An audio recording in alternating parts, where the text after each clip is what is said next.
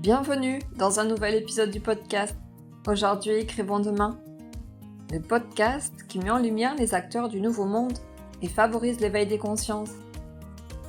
Je m'appelle Katia, je suis l'hôte de ce podcast.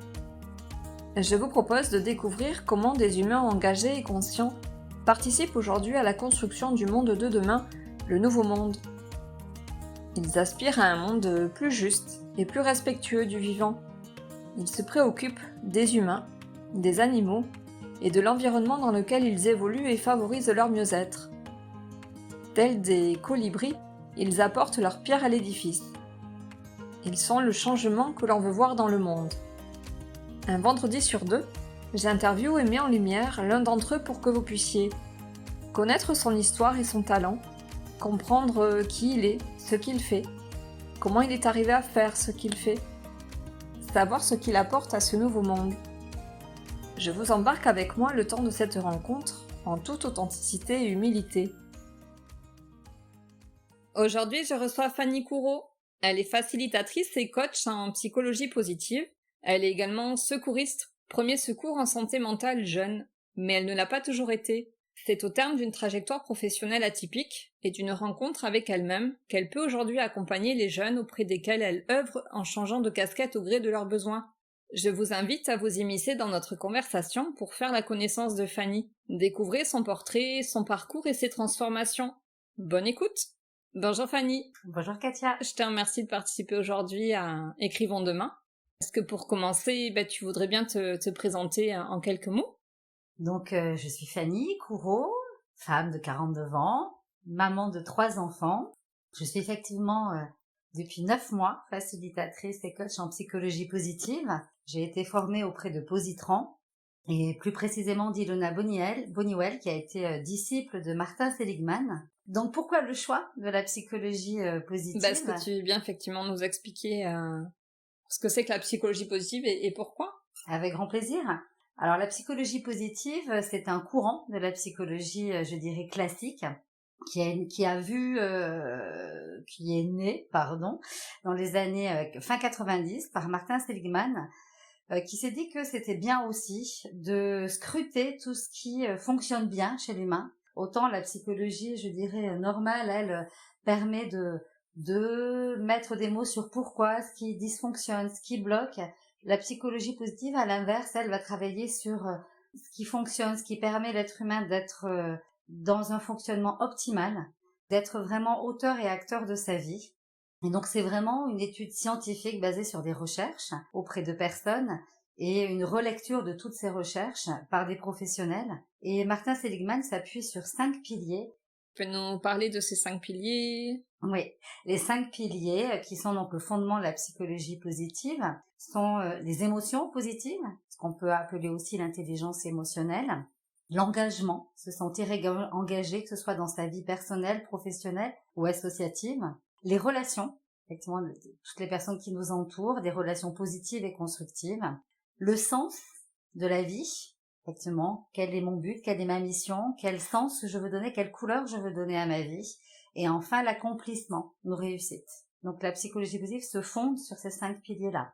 Dans la psychologie positive, on aborde la notion de résilience, de bien-être, d'optimisme, de créativité, de gratitude, d'épanouissement personnel. C'est en lien aussi avec les thérapies cognitives et comportementales, la communication non violente et le processus de croissance post-traumatique.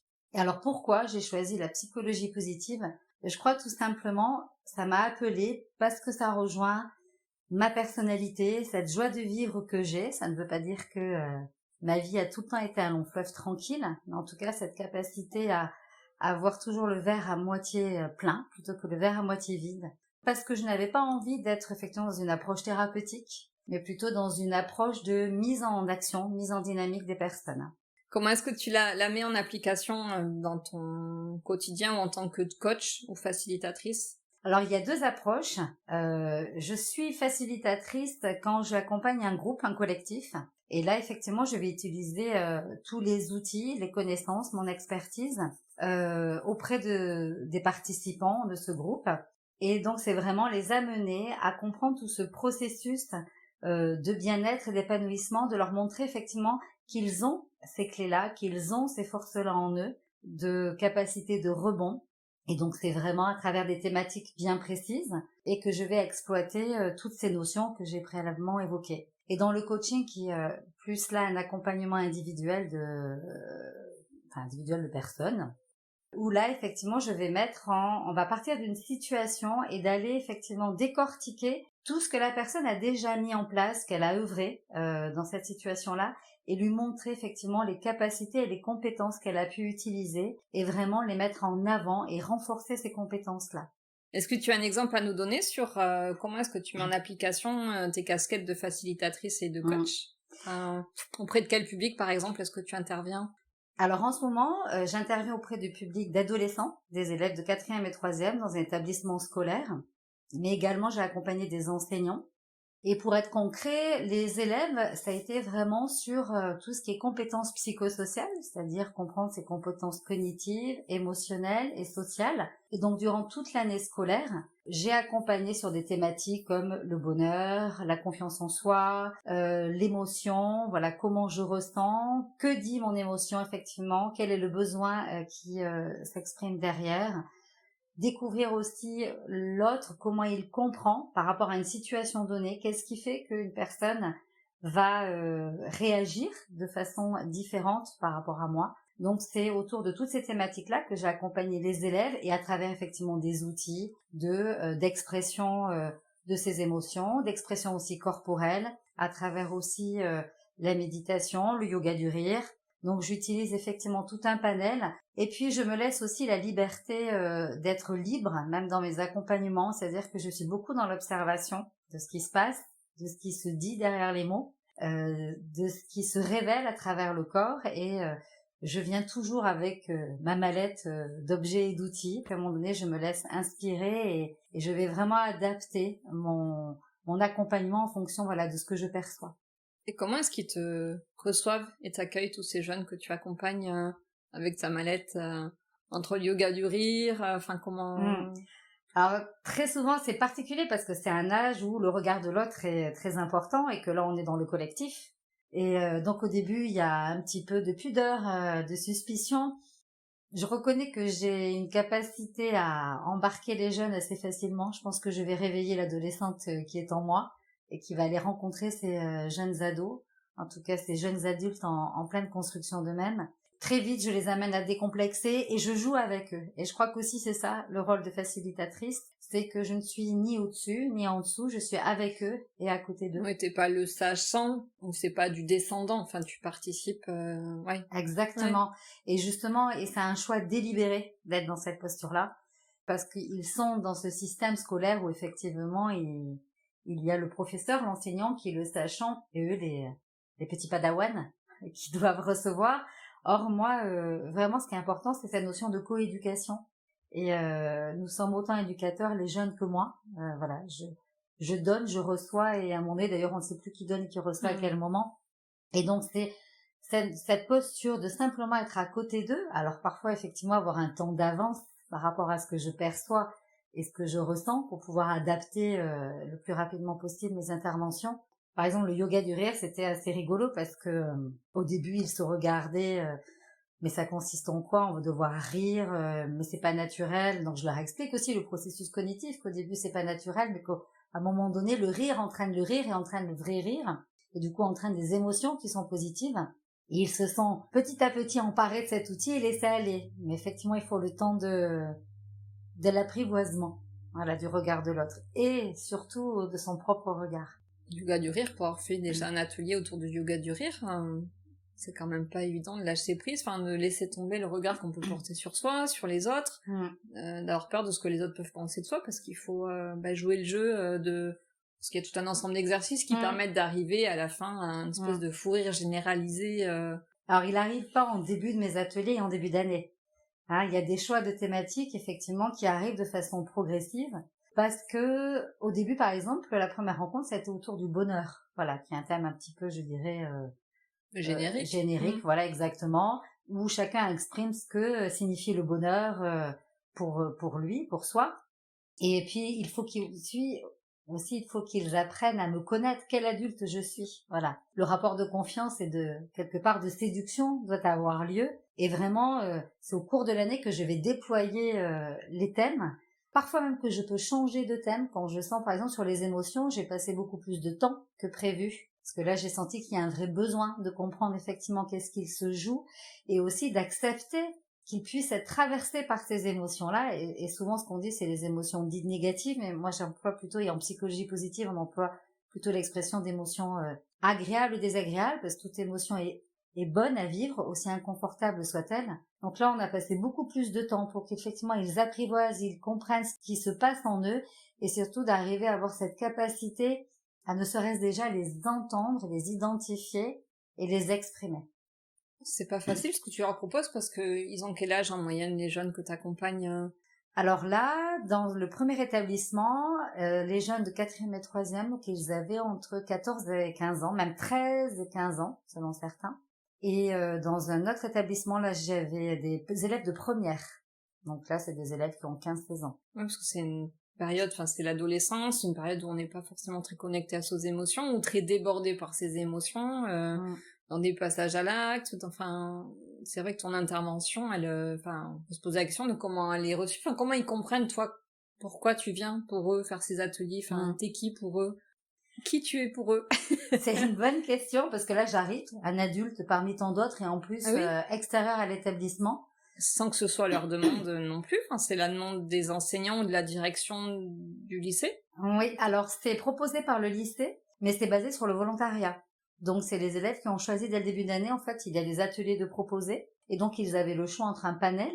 Et certains, c'était la première fois que cet établissement proposait ces ateliers, que l'on appelle les ateliers bien-être, et qui étaient limités à un maximum de 12 jeunes. Parce que pour moi, c'est important que le groupe ait une capacité, enfin, en tout cas, une limite dans le nombre pour que la parole puisse être libre et qu'ils se sentent à l'aise.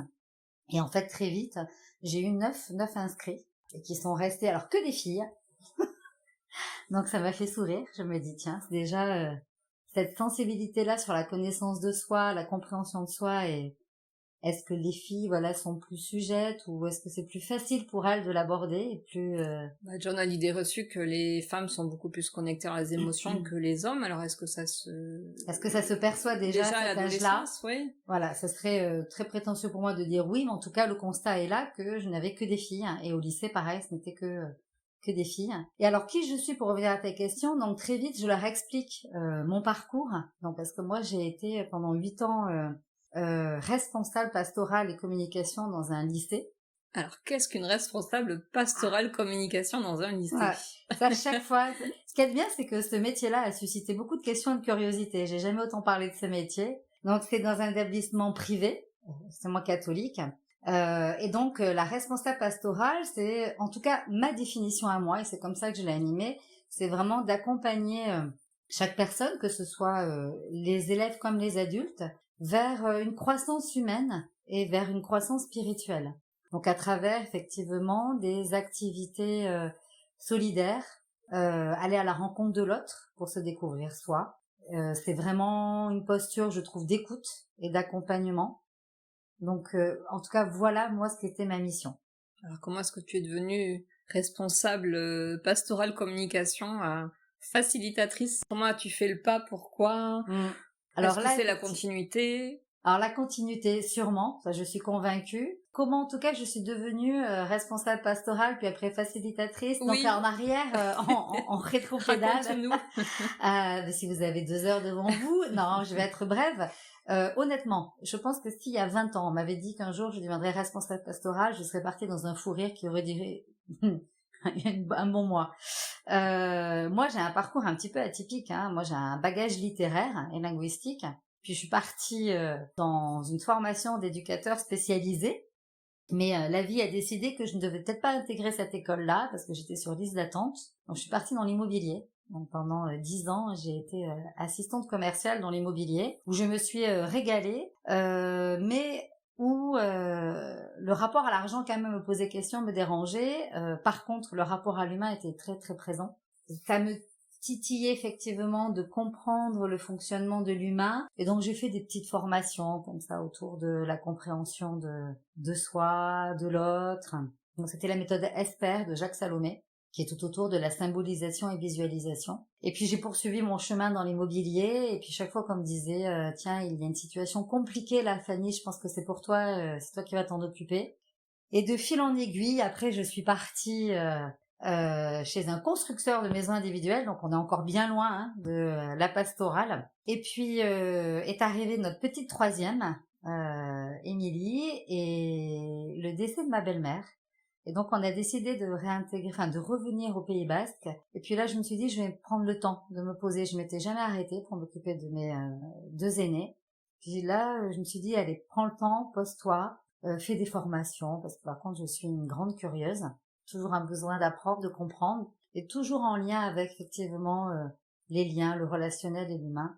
Et donc j'ai intégré ce qu'on appelle le parcours alpha, qui est un parcours pour les personnes qui se posent des questions sur le sens de la vie. C'est un parcours qui a des origines de l'église anglicane. Voilà pourquoi le sens de la vie. J'étais très très loin de tout ça, mais du coup c'est 12 rencontres. Et puis j'ai découvert ce personnage qui est Jésus, donc qui m'a interpellée. Moi très loin de tout ça, par contre, l'église, tout ça, ça me parlait pas. Et mais effectivement, ce personnage historique, dans les messages qu'il pouvait véhiculer, vraiment résonnait à l'intérieur de moi. Donc j'ai commencé à creuser, à titiller, à rencontrer des prêtres, des personnes croyantes, pour comprendre un petit peu. Ma belle-mère, qui était une personne qui avait une foi qui me posait question, parce qu'avec une capacité de rebondir, elle se retrouvait seule à s'occuper de ses enfants.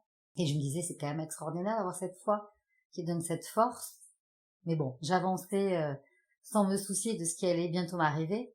Et puis en fait, quelqu'un que je connais m'observait de loin faire mon petit chemin, mon avancée là, vers un chemin de foi. À cette époque-là, je sais pas si j'allais vers ça, mais la personne qui m'observait était elle, la responsable pastorale dans cet établissement. Et un jour, elle me contacte et me dit qu'elle pense à prendre sa retraite et qu'elle cherche une personne pour la remplacer. Donc je lui ai souhaité bonne chance. Et elle me Tu dit, n'as pas compris le message subliminal à ce moment-là. Non, je crois qu'il y a des fois on n'a pas envie de l'entendre. Et donc je lui dis c'est très bien, bonne chance. Et puis elle me dit non mais je pense avoir trouvé quelqu'un et cette personne ça serait toi. Donc là heureusement qu'on n'était pas en visio, parce que je pense qu'elle aurait vu ma mâchoire se décrocher, puis un banc de petits poissons passer devant mes yeux, parce que je lui ai dit que là elle se trompait complètement de personne et que moi-même voilà, j'étais en plein questionnement spirituel, mais que puis en plus je n'avais jamais travaillé, œuvré auprès de jeunes, auprès de l'éducation nationale. Elle m'a dit écoute, tu as un an pour réfléchir, parce que c'est dans un an que je donnerai que je partirai à la retraite, que je cesserai mon activité. Un an se passe, moi je continue voilà à mener mon enquête. Et que fais-tu de cette proposition pendant un an?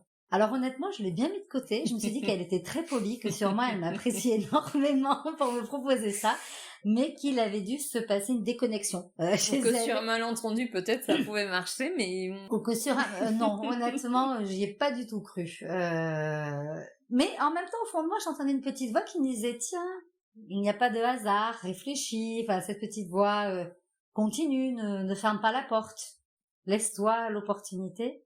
Donc j'ai continué, j'ai avancé et puis l'année se passe et donc moi j'étais toujours en congé parental et elle me recontacte et puis elle me dit écoute, je viens de parler de toi au directeur de cet établissement et il est prêt à te rencontrer. J'y vais. Je me suis dit bon, pourquoi pas, ça ne coûte rien. Donc j'ai passé l'entretien qui s'est très bien passé. Moi j'ai bien dit que j'étais néophyte dans le milieu de l'éducation et même dans ma foi, que j'étais en plein cheminement, mais ce directeur a cru en moi. Il m'a dit qu'il avait confiance et qu'au contraire il avait envie d'une personne avec un regard nouveau, un regard neuf. 3 jours se sont passés, 3 jours de joie où je me suis dit oh, génial, je vais être enfin voilà dans l'humain, dans le cœur de l'humain, puis en plus auprès des jeunes, et quelque chose qui effectivement me travaillait depuis quelques années.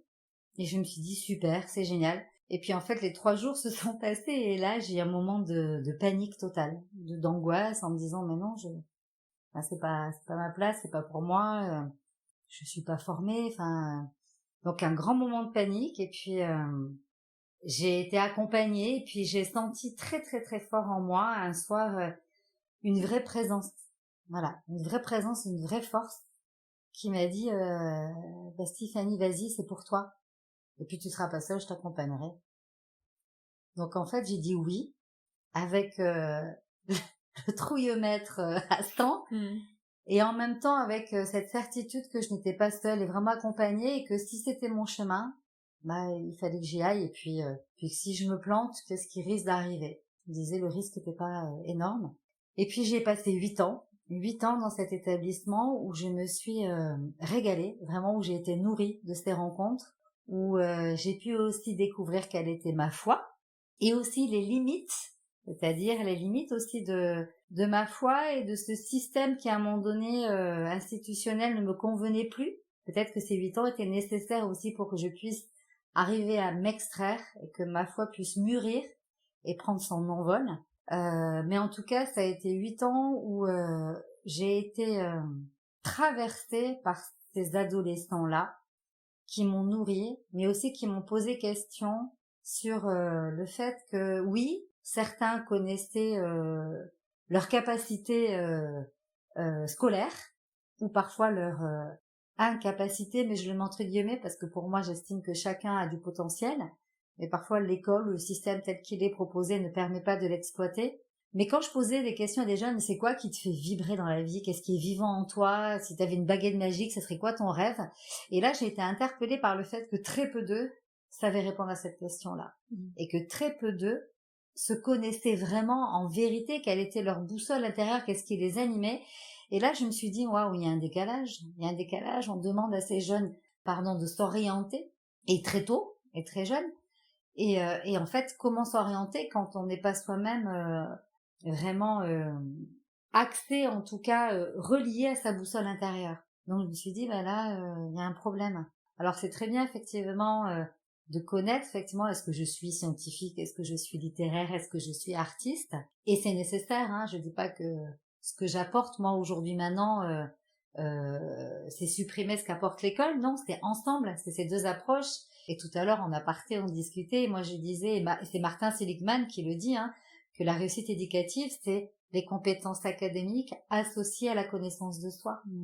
Et donc aujourd'hui, c'est ça, en fait, c'est ce constat que j'ai fait, de me dire, mais en fait, l'école, elle n'a pas toujours, et je le dis avec bienveillance, la capacité d'accompagner sur ce chemin-là, parce que il y a une pression de résultats, parce qu'il y a une pression de programme à finir, parce qu'il y a un manque de temps, parce qu'il y a un manque aussi de formation, et que parfois c'est bien aussi qu'une personne extérieure à l'établissement aussi apporte un regard complémentaire, hein, parce que c'est des regards qui se croisent, on est tous éducateurs, et l'enseignant va connaître le jeune en tant qu'élève, le parent va connaître le jeune en tant qu'enfant, et moi je vais connaître le jeune en tant que jeune, et donc tous ces regards croisés, voilà, sont nécessaires pour l'accompagner. Et donc voilà, c'est tout cet accompagnement durant ces 8 ans, cette réflexion que j'ai eue, ce constat que j'ai pu faire qui ont fait que, voilà, aujourd'hui, je propose des interventions dans les établissements scolaires. Et à quel moment t'as franchi le pas?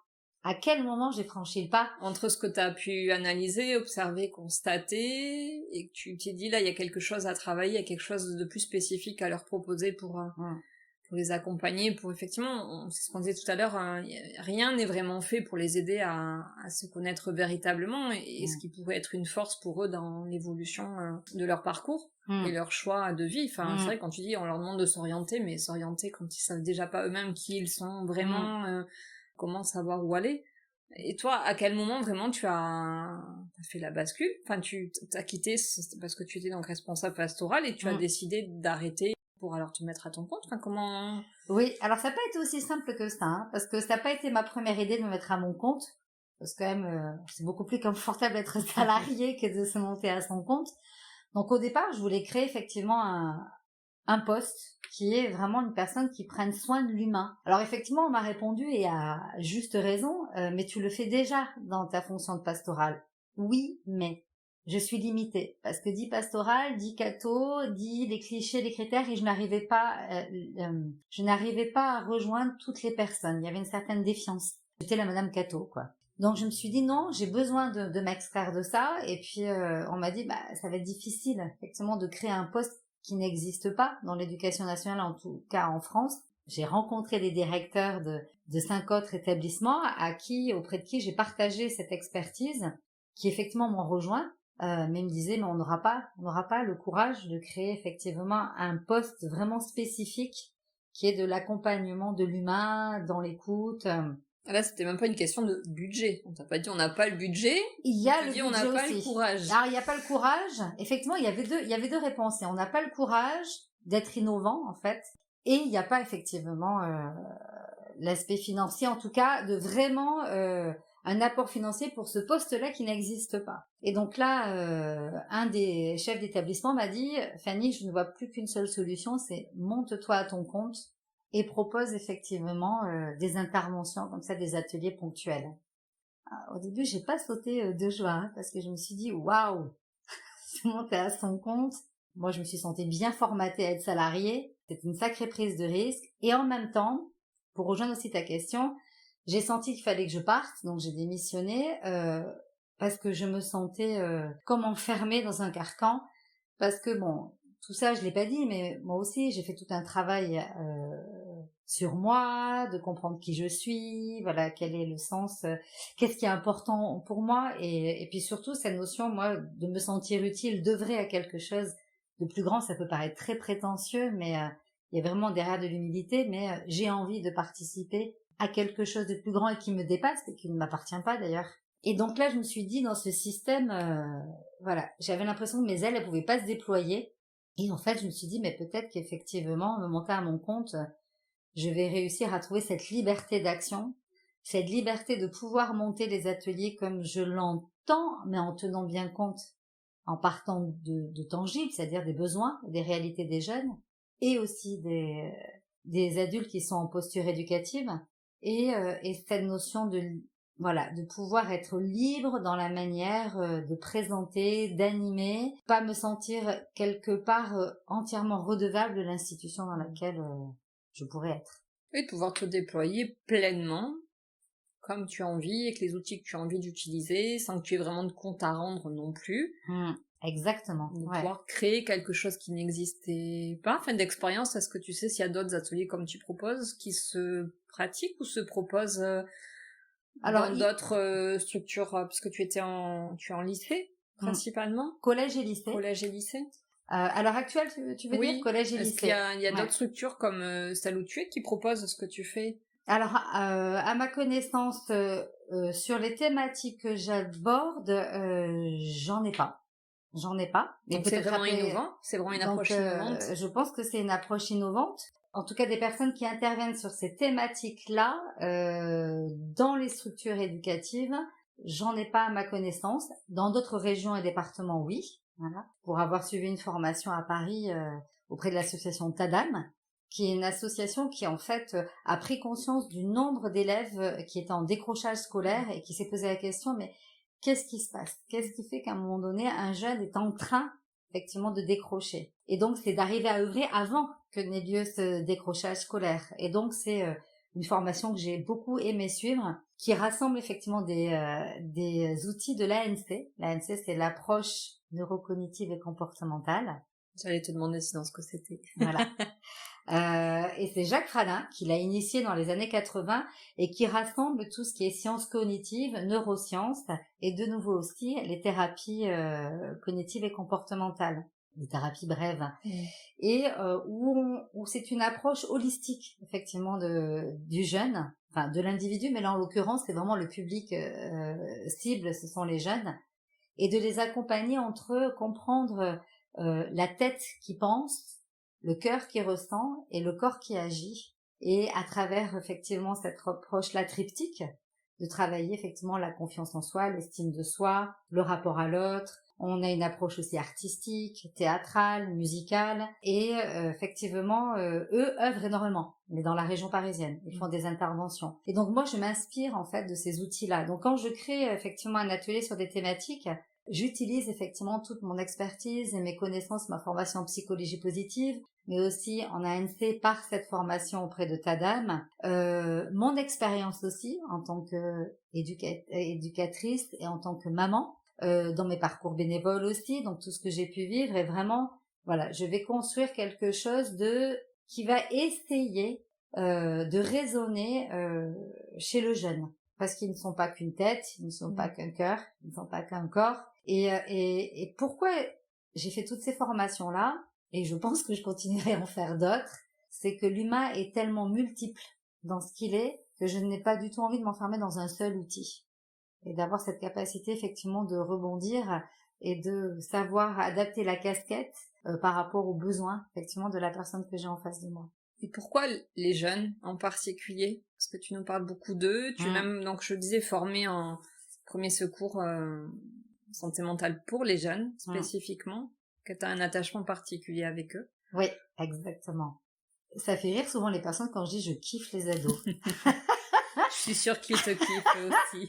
Je kiffe les ados. Je pense qu'il y a plein de raisons. La première, et je leur dis très souvent d'ailleurs, tout à l'heure quand tu disais comment je me présente auprès des ados, je leur dis souvent, moi aussi j'ai été adolescente, tout comme vous et tout comme eux, j'ai vécu des moments difficiles et je crois que j'aurais aimé rencontrer un adulte qui pose un regard qui éveille, qui relève, qui réveille, d'une bienveillance et qui aurait pu me donner des petits outils à un moment donné où vraiment j'étais dans le mal-être ou dans la confrontation avec les parents, parce que bien sûr souvent à l'adolescence on veut tuer le parent, et je me dis voilà, j'ai envie d'être cet adulte là, peut-être pour un jeune, 2 jeunes, 3 jeunes, je ne sais pas, mais en tout cas c'est ça qui m'anime. Je crois aussi au départ que je soigne l'adolescente que j'ai été, je fais du bien aussi à mon adolescente, et puis parce que je trouve qu'en même temps la période de l'adolescence c'est une période qui est emplie de fragilité et de force en même temps.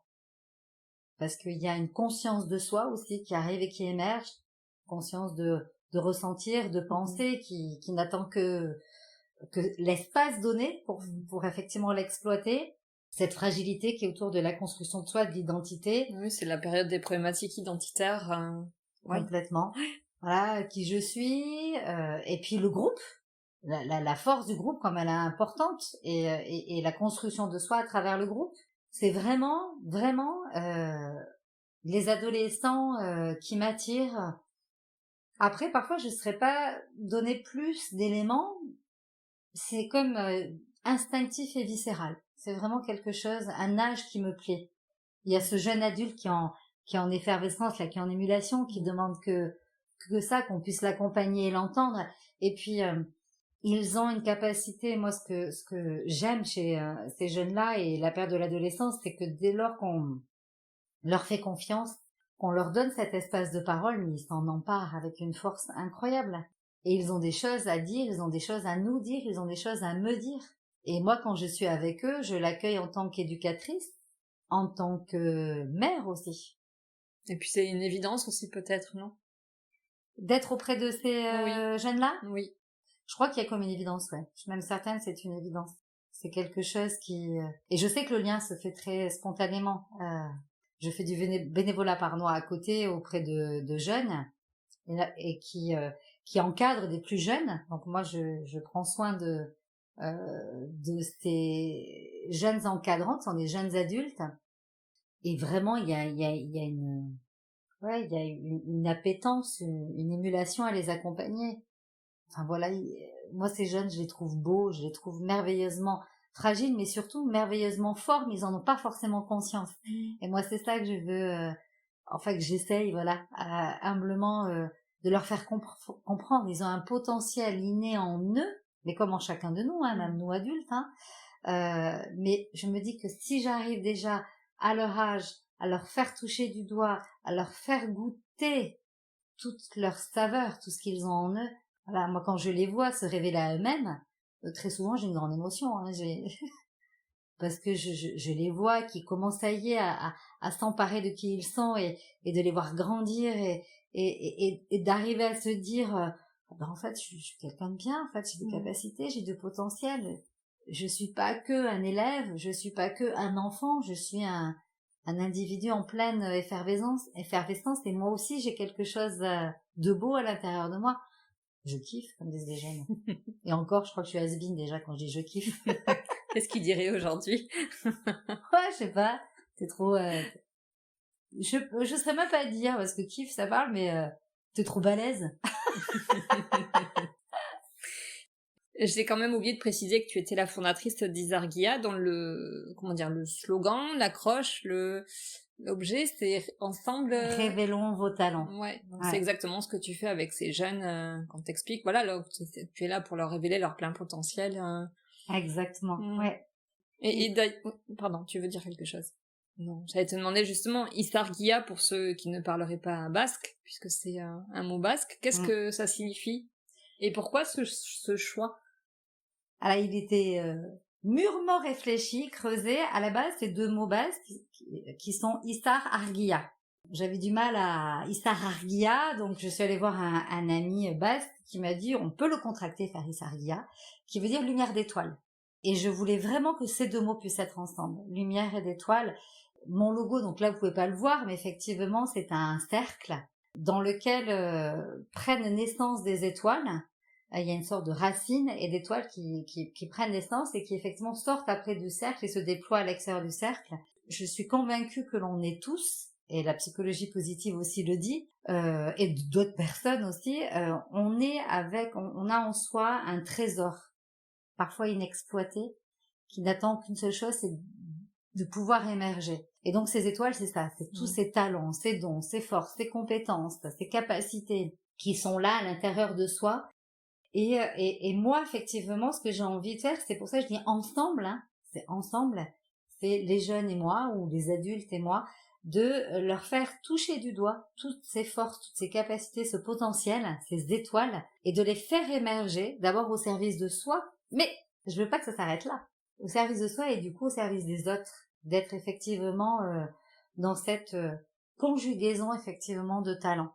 Voilà, de cette diversité de talents. Est-ce qu'on peut dire que c'est le why, ouais, pour c'est ceux le qui why. connaissent, ou l'ikigai, ou le pourquoi de ton activité, tout ce que tu es en train de nous raconter, ouais, c'est complètement ce qui ça. motive en fait la création de cette activité et son déploiement. C'est exactement ça, c'est être dans le... Enfin, c'est mon why. C'est mon why, c'est de voir effectivement cet épanouissement et puis si ça peut commencer le plus tôt possible, je me dis waouh, mais que de temps gagné.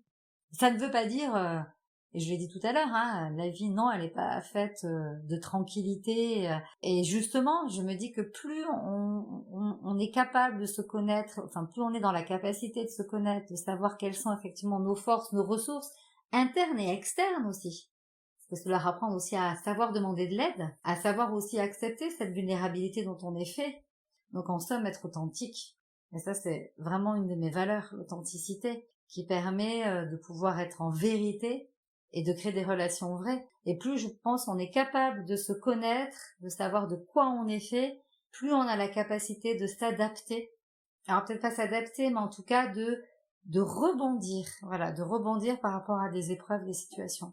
Alors, tu as anticipé ma question puisque je voulais te demander effectivement quelles étaient les valeurs t'animer, donc tu viens d'en citer une. Est-ce qu'il y en a d'autres que tu as envie de nous partager L'harmonie, ça c'est quelque chose qui est important pour moi, l'harmonie. Quelle définition tu donnerais toi à l'harmonie?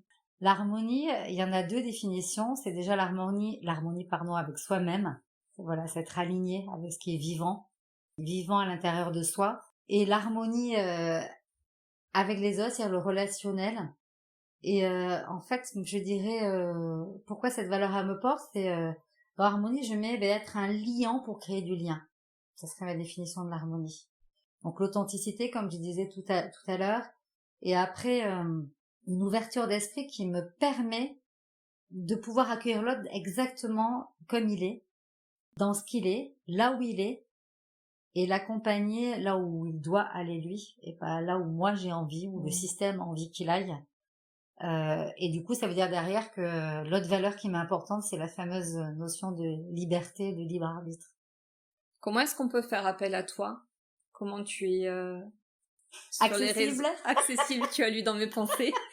Où est-ce qu'on te trouve? Où est-ce qu'on me trouve? Alors, moi, je suis à contre-courant à l'heure actuelle des courants des sites, donc vous ne me trouverez pas sur un site internet. C'est un choix délibéré et voulu aujourd'hui. Je peux changer d'avis. Donc, tout simplement par téléphone. Donc, au numéro peut-être que tu donneras... Oui, si tu es d'accord, on pourra le noter en lien, Tout à en tout fait. cas, en dessous de l'épisode. Par mail, et si quand même j'ai craqué, vous me trouverez sur LinkedIn, donc sous mon nom, Fanny Couraud et Saria. Voilà, mais c'est un choix effectivement aujourd'hui, vous ne verrez pas une page internet avec les avis, c'est vraiment, je chemine un petit peu tranquillement dans l'ombre, je sais pas, je me dis que c'est vraiment, j'ai envie de passer comme autrefois on va dire, par le bouche à oreille. C'est ce qui fonctionne bien pour toi jusqu'à présent. Jusqu'à présent, c'est ce qui fonctionne, ouais. D'accord. Si on continue, donc ce podcast, je l'ai souhaité pour donner la parole aux acteurs du Nouveau Monde. Si tu es là, c'est parce que je considère que tu en fais partie et que tu te reconnais aussi dans la définition que moi j'en ai donnée. Qu'est-ce que c'est pour toi le Nouveau Monde, si tu devais nous le définir en quelques mots? Le Nouveau Monde, ce serait pour moi un monde où on accorde, où on remet au centre l'humain. L'humain et toute son importance. Où non pas l'humain est un moyen de s'enrichir, mais au contraire, en inverse, l'argent est un moyen du plein potentiel de l'humain. Je sais pas si c'est clair ce que je viens de dire. Oui, c'est clair. C'est clair. Ce sera à nos auditeurs de nous dire si c'est clair ou si ce n'est pas clair. Donc pour moi c'est ça, et surtout le Nouveau Monde, c'est pour moi les acteurs du Nouveau Monde, c'est ceux qui à un moment donné, ça y est, sont en connexion avec ce qui résonne à l'intérieur d'eux, leur petite voix, voilà, qui suivent leur intuition, qui sont en capacité effectivement d'oser mettre en place des choses qui peut-être n'existent pas, qui sont peut-être à contre-courant de ce qui est proposé. Et quand je dis en contre-courant, je dis pas forcément en opposition, en tout cas à côté, des gens qui ont envie de voir des transformations pour le bien-être des individus, pour le bien commun qui est notre planète, voilà, pour le vivant. Et puis surtout, travailler effectivement, s'ouvrir à soi, mais pour s'ouvrir aux autres. Parce qu'aujourd'hui, effectivement, pour moi, les acteurs du Nouveau Monde, c'est dans une visée de coopération. Je pense que travailler tout seul dans son coin, je pense que ça va être difficile aujourd'hui. Et du coup, c'est d'être en réseau et que y a une phrase qui me vient, c'est tout seul on va plus vite, mais ensemble on va plus loin. Et toi, en quoi est-ce que tu penses pouvoir y apporter ta pierre? Ou qu'est-ce que tu souhaiterais pouvoir y apporter à ce Nouveau Monde? Comment tu te situes? Comment tu y participes? C'est une bonne question. En toute humilité, et ma réponse, moi, ce que j'apporte ou ce que je sème, alors est-ce que c'est une pierre ou une graine, je ne sais pas, mais c'est vraiment d'espérance, de confiance, de courage, se dire que tout est possible, que oui, par moment c'est difficile, on peut baisser les bras, on peut courber le dos, mais qu'il y a toujours une réponse et une solution, qu'elle soit à l'intérieur de soi ou à l'extérieur. Voilà, d'aller chercher. Oui, une réponse à un problème ou une solution à un problème. Une solution à un problème. Ouais. Tout problème a sa solution. Exactement, mais parfois on n'a pas toujours les cartes en main. Et c'est là de savoir effectivement aller travailler en réseau, en équipe, ensemble. Voilà. Si moi aujourd'hui j'ai pas la réponse, ou si toi aujourd'hui tu n'as pas la réponse, peut-être qu'en parlant, en discutant, l'autre pourra en tout cas t'aider à trouver effectivement, en tout cas un début de réponse. C'est la force de l'intelligence collective. Ouais, cette force-là. Ouais. Alors on arrive à la fin de l'interview. Est-ce qu'il y a une question que je ne t'ai pas posée que tu aurais aimé que je te pose? Je pense pas. Par contre, de rajouter aussi que cette reconversion professionnelle, elle est née aussi des enfants que j'ai. J'ai 3 enfants qui sont, si on devait faire un jeu de mots pour que vous puissiez l'entendre, parce que je peux pas vous l'écrire, ils sont extraordinaires. Donc c'est des enfants qui ont un profil dyslexique, dysorthographique. Et moi qui étais plutôt une élève, on va dire plutôt classiques et scolaires, ils m'ont appris à faire le deuil de de ces élèves-là, de ces enfants-là.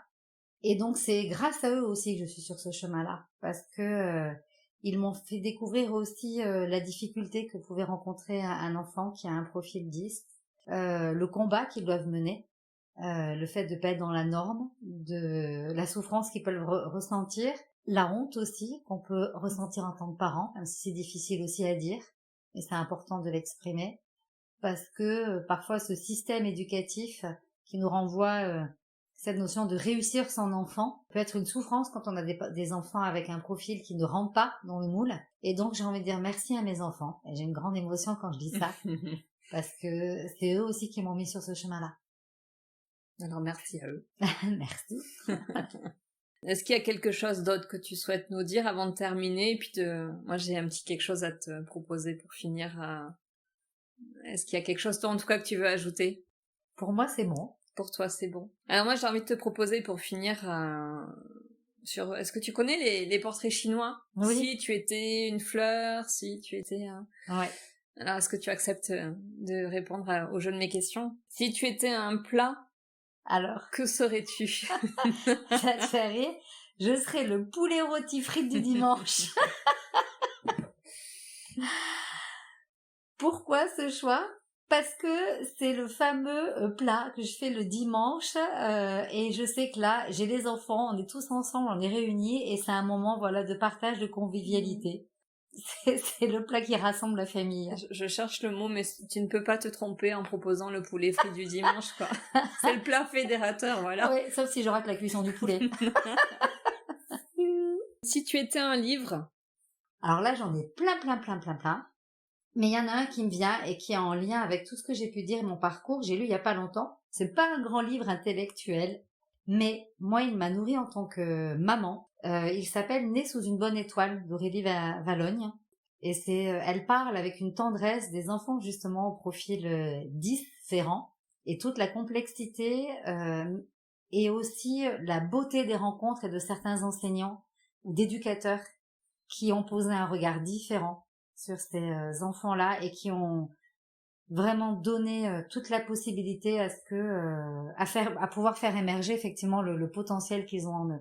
Et moi, ça a été un livre qui m'a beaucoup remué en tant que maman et en tant qu'éducatrice. Quelle résonance avec tout ce que tu nous as décrit faire avec tous ces jeunes Ça a renforcé cette envie effectivement d'accompagner tous ces jeunes. Si tu étais un dicton, alors tu nous en as déjà donné, mais est-ce qu'il y en a un peut-être en particulier qui te guide, qui t'anime, qui est ton fer de lance Alors, j'ai droit à deux, oui. Une courte et une longue. Oui. La courte est que je partage très souvent d'ailleurs avec les personnes que j'accompagne, qui est une citation de Nelson Mandela. Dans la vie, je ne perds jamais, soit je gagne, soit j'apprends. Ouais. Et ça, c'est une phrase que j'aime énormément. Faut dire qu'il n'y a pas d'échec. Et souvent, je le dis aux jeunes et à mes enfants, l'échec reste un échec s'il n'y a pas effectivement cette notion d'aller chercher le pourquoi, qu'est-ce qui s'est passé, quel est le message que je dois en retirer. Et quand on en arrive là, c'est plus un échec, c'est une expérience de vie. Tout à fait. Et donc ça, c'est vraiment une phrase, je pense que je dois la sortir une fois par jour. C'est ton mantra. Exactement, c'est mon mantra. Puis après, la deuxième, elle est un peu plus longue, mais ça a été une vraie révélation. C'est un extrait d'un des écrits de Marianne Williamson, qui est écrivaine et conférencière et qui est maître spirituelle aussi. Et elle a écrit ceci. Notre peur la plus profonde n'est pas que nous ne soyons pas à la hauteur. Notre peur la plus profonde est que nous sommes puissants au-delà de toute limite. C'est notre propre lumière et non pas notre obscurité qui nous effraie le plus. Et celle-ci, je l'avais affichée en grand dans l'aumônerie. Et elle résonnait tant pour les autres que pour moi. Je crois qu'en fait, parfois, on a peur non pas de nos peurs, mais on a peur de justement de toutes nos capacités, de toutes les richesses qu'il y a en nous. Au point que parfois, on peut avoir peur de la réussite. On peut avoir peur de la réussite. Peur du bonheur. Peur d'être heureux. Alors que nous avons tous le droit à ce bonheur-là. Et tous le droit de révéler effectivement tout ce qu'il y a de beau en nous. Si tu étais un film, Celui qui me vient de suite, c'est Le Cercle des Poètes Disparus. Ah oui.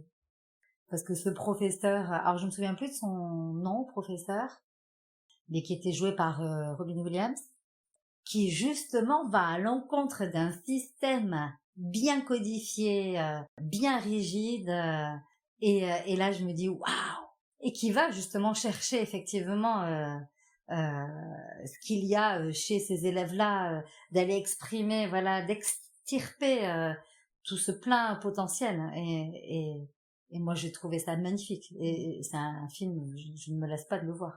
Puis cette scène finale où il est en fait renvoyé du lycée où il a été embauché, et tous ces jeunes qui montent sur leur bureau, fièrement sur leur bureau pour montrer en fait leur soutien, et c'est une scène qui est assez qui est magnifique, oui, qui est magnifique, et qui montre d'autant plus que on n'oublie pas, et on va essayer c'est comme ça moi je l'interprète, on vous rend hommage, on n'oublie pas, et quand on rend hommage c'est parce qu'on a reçu quelque chose. Et toi, si tu étais un super héros ou une super héroïne, qui serais-tu? Alors, je serais pas dire, je crois que je sais pas si j'ai un super héros ou super héroïne, mais celle qui me vient souvent, et elle a pas du tout l'allure d'une super héroïne, c'est Rebelle, un film animé, alors je sais plus si c'est Pixar ou Disney. Bah, je l'adore. Moi, la première fois que je l'ai vue, je me suis dit, mais c'est génial, c'est moi ça. Qu'est-ce qui te plaît chez elle? Ah, c'est son côté où elle se libère de tout ce carcan familial du devoir. Il faut faire comme ça parce que tu es une princesse et tu es une lignée de... et en fait, qui suit son instinct, qui suit ses tripes, qui suit ses désirs. Et moi, je suis complètement fan de cette rebelle, hein, ce côté anticonformiste. Voilà, soyons des électrons libres. Eh bien, écoute, merci Fanny. On va arrêter là. Merci Katia. Merci beaucoup pour votre écoute. J'espère que le parcours de Fanny vous aura inspiré.